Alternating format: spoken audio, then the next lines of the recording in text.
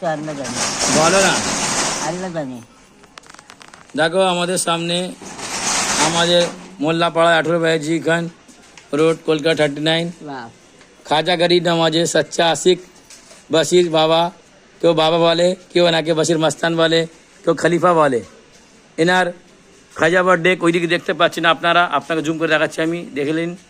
খাজা birthday এনার ওই যে হচ্ছে, ঠিক আছে, চালু হয়ে গেছে। আর এনার নওয়াপুলেতে খাজা গরিব নওয়াজের নামে মেলাদুন নবী করা হয়।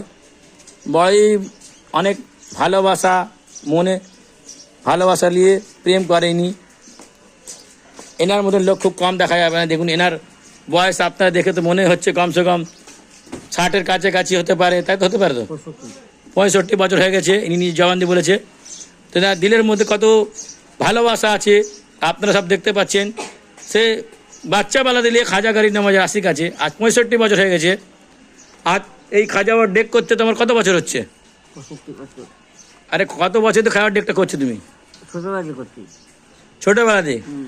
মানে 1 বছর ছাড়েনি? না, যখন ছোটোবেলাতে করছে।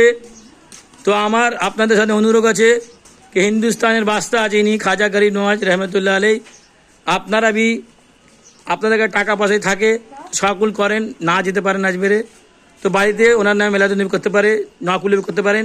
আজ না করতে পারেন তো যারা মেলাদুন নবী করছে খাজা গরিব নওয়াজের ব্যাপারে, তাদের পয়সা কাউন্ট করে দিন, সকলে নকুলে। আসসালামু আলাইকুম রহমতুল্লাহ বরকাতুহু।